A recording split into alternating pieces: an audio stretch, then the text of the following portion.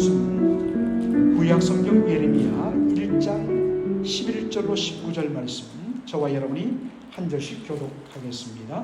여호와의 말씀이 또 내게 임하니라. 이르시되 예레미야야, 네가 무엇을 보느냐? 대답하되 내가 살구나무 가지를 보나이다. 여호와께서 내게 이르시되 네가 잘 보았도다. 이는 내가 내 말을 지켜 그대로 이루려 함이니라. 여호와의 말씀이 다시 내게 임하니라. 이르시되 네가 무엇을 보느냐? 대답하되 끓는 가마를 보나이다. 그 면이 북에서부터 기울어졌나이다. 여호와께서 내게 이르시되 재앙이 북방에서 일어나 이 땅의 모든 거민에게 임하니라. 나 여호와가 말하노라. 내가 북방 모든 나라의 족속을 부를 것인즉 그들이 와서 예루살렘 성문 어귀에 각기 자리를 정하고 그 사면 성벽과 유다 모든 성읍을 치리라. 무리가 나를 버리고 다른 신들에게 분향하며 자기 손으로 만든 것에 절하였은즉 내가 나의 심판을 베풀어 그들의 모든 죄악을 징계하리라. 그러므로 너는 내 허리를 동이고 일어나 내가 내게 명한 바를 다 그들에게 구하라. 그들을 인하여 두려워 말라. 두렵건대 내가 너로 그들 앞에서 두려움을 당하게 할까 하노라. 보라, 내가 오늘날 너로 그 온 땅과 유다 땅들과 그 족장들과 그 제사장들과 그 땅 백성 앞에 견고한 성읍 쇠기둥 놋 성벽이 되게 하였은즉 다같이요 그들이 너를 치나 이기지 못하리니 이는 내가 너와 함께하여 너를 구원할 것임이니라. 여호와의 말이니라. 아멘. 오늘 저는 예레미야 말씀 두 번째 시간으로 두려워 말고 말하라 라는 제목으로 말씀을 전하고자 합니다. 하나님께서 어제 본문에 예레미야를 내가 내 어미의 태에서부터 나기 전부터 너를 알았고 너를 바로 택했다. 무엇으로? 나의 말을 전할 선지자로 택했다 라고 말씀합니다. 그때 예레미야가 뭐라고 이야기하죠? 여호와여, 나는 어린아이라.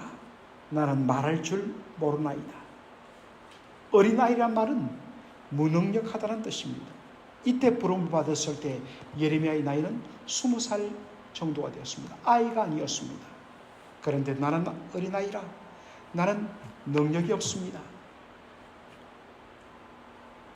그리고 나는 말할 줄 모릅니다. 두렵다는 것이죠. 왜 그렇습니까? 어제도 봤지만 예레미야가 말씀 사역을 위하여 선지자로 부름받을 때 그때는 바로 남한국 유다의 말기 시대였습니다. 한 나라가 무너지고 멸망당하는 바로 그 전후로 수십 년간은 얼마나 혼동스럽고 얼마나 타락하고 부패한지 모릅니다. 하나님의 말씀을 도무지 듣지 않는 그 사람들을 향하여 말씀을 전하라니 하나님, 저는 능력이 없습니다. 말할 줄 모릅니다. 그러나 하나님 말씀합니다. 내가 너와 함께하리라. 내가 너를 보호하리라. 두려워 말라 하면서 그의 입에 하나님의 말씀을 담아주면서 너는 내 말을 전하라. 그렇게 해서 하나님의 강권으로 바로 선지자가 되었던 인물이 예레미야였습니다. 어제 이것을 우리가 살폈는데 오늘 하나님께서 예레미야에게 첫 번째 선지자의 사명을 감당하게 하여 주신 것이 바로 오늘 말씀입니다. 하나님께서 예레미야에게 이상, 어떤 사람들은 이걸 환상이라고 이야기하는데 여러분, 환상이란 것은 번역이 좋은 번역이 아닙니다. 영어로는 비전, 하나님께서 갑자기 눈앞에 기이한 모습들을 보여주는 것, 이것이 달을 이자 혹은 기이할 이자, 그 볼상자, 형상상자, 그래서 이상, 영어로는 비전이라 그렇게 표현하는 것입니다. 하나님께서 예레미야에게 첫 번째로 보여준 그러한 이상은, 비전은 무엇인가? 예레미야야, 너의 눈에 무엇이 보이느냐? 네, 살구나무 가지가 보입니다. 여러분, 좀 더 왜 이것을 보여주는지 설명하겠지만은, 먼저 여러분, 우리 구약 성경에 살구라는 말이 종종 등장합니다. 예를 들어서 아론의 지팡이가 바로 지성소 안에 두었다가 꺼내보니까 바로 살구 열매가 맺혔더라 했을 때도 살구란 말이 나옵니다. 그런데 살구라고 번역된 이 말의 히브리어 원어는 샤케드라는 단어입니다. 그런데 이것을 정확하게 번역하면 영어 성경을 보면 잘 나뉘는데 다 아몬드라고 되어 있습니다. 아몬드 트리. 왜 우리 한글 성경에는 아몬드라고 번역하지 않고 왜 살구 나무라고 번역했을까? 여러분, 우리 한국 땅에는 아몬드 나무가 있습니까? 없습니까? 없습니다. 주로 미국에서 아몬드가 가장 많이 심겨진 곳은 이 바로 중가주, 바로 중부 캘리포니아로부터 북가주, 바로 북부 캘리포니아 그 사이, 거기에 캘리포니아의 아몬드 나무가 전 세계 거의 한 7, 80%를 생산한다고 그러죠. 여러분들, 아몬드 이 열매가 달린 걸 보면 아주 시퍼런 나무가 달리는데, 잘 보면 어릴 때 저와 여러분이 자랄 때에 한국 각 집 동네마다 심겨졌던 그 개살구, 토종살구 있죠. 살구가 물론 익으면 아주 그 오렌지 색깔이 되지만 익지 않았을 때, 풋풋할 때 모양이 꼭 아몬드의 모양과 아몬드 열매 모양과 똑같습니다. 그러니까 미국에서 또 유럽에서 건너온 선교사들은 아몬드 열매를 봤다는 거죠. 그런데 한국에는 아몬드라면 사람들이 몰라요. 어떻게 이것을 번역할까 해서 아하, 바로 이 토종살구, 개살구의 풋풋한 모습과 똑같구나. 그래서 다 살구나무로 번역한 것입니다. 하나님께서 묻습니다. 예레미야야, 네가 무엇을 보느냐? 네, 살구나무 가지, 정확히 말하면 아몬드 나무 가지를 봅니다. 아몬드가 히브리어로 샤케드라라고 했습니다. 그때 하나님께서 아몬드 나무 가지를 예레미야에게 첫 번째로 보여준 이유를 말씀하십니다. 이는 왜 내가 너희에게 이상 가운데 살구나무 가지를 보여줬냐 하면, 이는 내가 나의 말을 지켜 그대로 이루려 한다는 것을 보여주기 위함이다. 아니, 그런데 그것이 살구나무와 무슨 연관이 있단 말입니까? 자, 여러분들, 살구나무는, 즉 아몬드 나무는 히브리어로 샤케드라고 했습니다. 그런데 여러분, 발음이 비슷한 샤카드라는 단어가 있는데 이 말이 뭐냐? 지키다라는 뜻이에요. 하나님께서 이상 가운데 예레미야에게 아몬드 나무가지를 보여주는 이유는 뭐냐? 아몬드 나무가지, 샤케드와 비슷한 단어, 발음이 비슷한 단어, 샤카드란 단어를 연결져서 내가 너에게 한 말을 그대로 내가 지키겠다. 이제 하나님께서 예레미야에게 주신 말씀 뭐냐? 패역하고 불순종한 이스라엘을 향하여 내가 반드시 심판을 행하겠다라는 말씀인데, 이것을 내가 반드시 지키겠다. 그것을 위하여서 비슷한 히브리어 발음인 샤케드인 아몬드 나무가지를 보여준 것입니다. 그 다음에 두 번째로 오늘 본문에 보니까 하나님이 묻습니다. 예레미야야, 이번에는 너의 눈에 뭐가 보이느냐? 그의 눈에 비전, 이상이 보이는데 이렇게 말합니다. 끓는 가마가 북쪽으로부터 기울어져 있습니다. 즉 남쪽으로 기울어져 있습니다. 여러분, 큰 가마솥에 국이 펄펄펄펄 끓는데 이게 그만 기울어져서 휙 기울어져서 넘어지면 어떡합니까? 그 속에 있던 모든 국들이 다 쏟아지죠. 그런데 옆에서 불을 붙이면서 국거리를 보던 사람이 갑자기 국이 기울어져서 가마솥이 쏟아지면 어떻게 되겠습니까? 다 화상을 입죠. 그런데 여러분, 이 끓는 국솥 가마가 기울어진 방향이 어디라고요? 북방으로부터 남쪽으로 기울어져 있습니다. 그러면서 말합니다. 이것이 무엇을 의미하느냐? 바로 재앙이, 누구를 향한 재앙이? 지금 남한국 유다가 남았는데 남한국 유다를 향한 하나님의 재앙과 심판이 북쪽으로부터 일어나 이 땅의 거민에게 임할 것이다 라는 말씀입니다. 그러면서 구체적으로 이야기합니다. 이건 뭘 의미하느냐?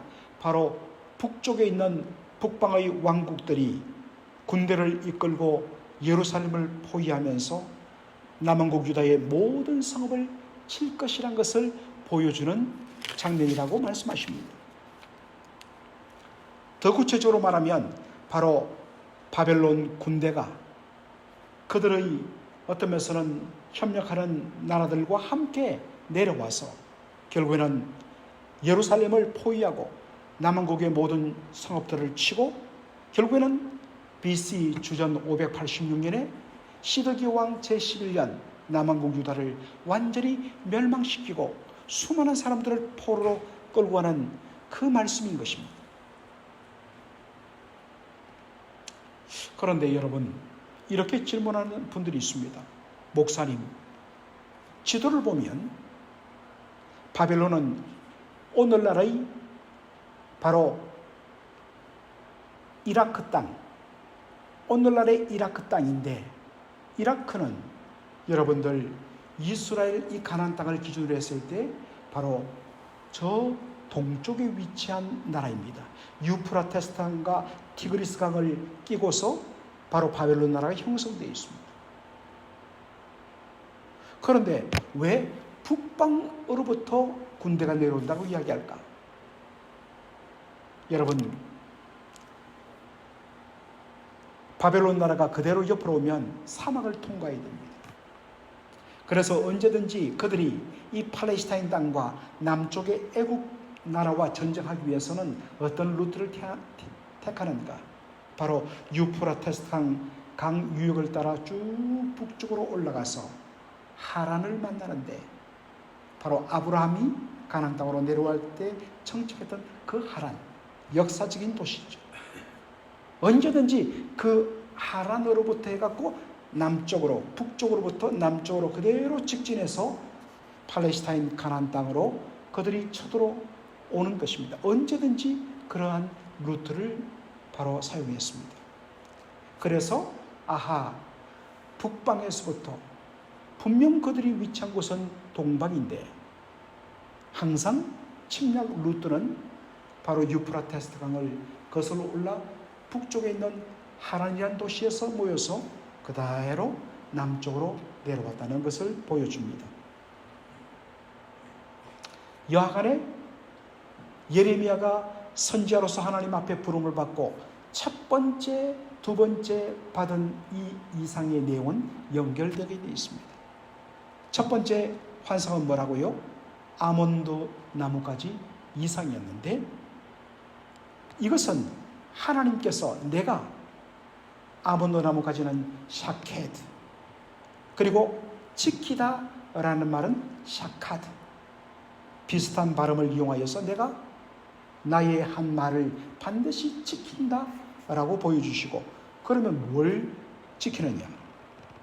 바로 이 패역하고 불순종하며 우상 숭배에 빠진 남한국 유다를 내가 완전히 심판하겠다는 그 말씀을 내가 반드시 지키고야만 한다. 여러분, 하나님의 말씀은 반드시 이루어지게 되어 있습니다. 그리고 그 하나님의 심판의 도구로 누구를 쓰느냐?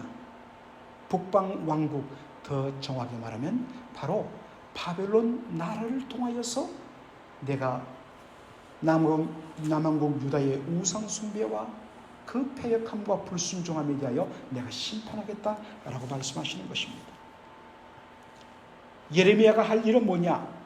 하나님께서 그에게 맡겨주신, 그 입에 넣어주신 그 말씀을 가감없이 백성들에게 전하는 것입니다. 여러분, 예레미야가 하나님께로부터 받은 말씀을 가지고 너희들이 회개하지 아니하면 이제 얼마 후에 바벨론 나라에 의해서 너희들 멸망당한다. 하나님은 이 말씀을 반드시 지킨다고 하신다. 그러니 회개하라. 그렇게 보냄받아서 예레미야가 말씀을 전했을 때 사람들의 반응이 어땠을까요? 그 말씀 앞에 충격받으며 회개합니다. 제가 죄인입니다. 하나님 용서해 주십시오. 그리고 자신의 그 우상 숭배를 버리고 정말 이기적이고 탐욕적인 삶을 버리고 그들이 하나님만을 섬기며 이웃을 사랑하며 축복하는 삶을 살게 될까요? 그렇지 않습니다. 40년간, 어제도 봤지만 40년간 그런 말씀을 전했는데 가전 모욕과 가전 조롱과 심연한 목숨의 위협을 당하여서 그가 지하 구덩이 감옥에 갇힌 적이 여러 번이었습니다. 그저 비웃고 한 귀로 듣고 한 귀로 흘리고 무시하는 정도면 양반입니다. 말씀을 전하는 예레미야를 죽이면서 위협하며 협박했습니다. 앞으로 그가 맞닥뜨려야 할, 말씀을 전함으로 말미암아 맞닥뜨려야 할 그러한 상황을 하나님이 미리 보여주신 것입니다. 그때 하나님 말합니다. 두려워 말라. 이유는 분명 네가 하나님의 말씀을 가감없이 전할 때에 그들은 분노하여 너를 죽이려 할 것이다. 그러나 아무리 그들이 공격하여도 내가 너와 함께하고 내가 너를 지킴으로 말미암아 그 누구도 너를 해할 수 없을 것이다.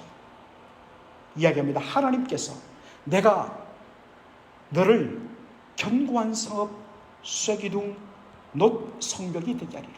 완전히 다 놋으로 금속으로 만든 어떤 것도 뚫을 수 없는 성이 되게 하리라. 누가요? 예레미야가. 여러분, 예레미야는 사람이에요. 연약한 사람이에요. 아무도 그에게 도움을 주지 않습니다. 모두 다 일제히 하나님의 말씀을 전하는 회개를 촉구하는 그를 죽이라 합니다. 무슨 힘이 있습니까? 그런데 하나님 이야기합니다. 예레미야야 두려워 말라. 너는 견고한 성읍 쇠기둥 놋 성벽이기 때문에 너를 무너뜨릴 수 없다. 하나님, 저 혼자인데 연약한 인간인데 이게 무슨 말씀입니까? 바로 내가 너를 지키겠단 말입니다. 하나님이 우리의 성벽이 되어주시고 하나님께서 우리를 지켜주시겠다는 것입니다. 그러면 누구도 너를 손 못 댄다. 그러니 두려워 말고 담대히 하나님 말씀 전하라. 어제도 말했지만 우리 성도 여러분들은 말씀을 특별히 전하도록 부름받지 않았습니다. 그러나 모든 신약의 성도들은 다 선지자적인 사명과 역할을 감당한다 했습니다. 첫째는 우리의 입술을 통하여 복음을 전하는 것.